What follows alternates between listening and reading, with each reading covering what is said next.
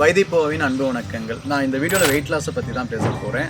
நீங்கள் உடல் பருமனாக குண்டாக இருக்கீங்க, இல்லை இயற்கையான முறையில் உடலை இழைக்கணும்னு நினைக்கிறவங்க இந்த வீடியோ கண்டிப்பாக பாருங்கள். ரொம்ப பயனுள்ளதாக இருக்கும்.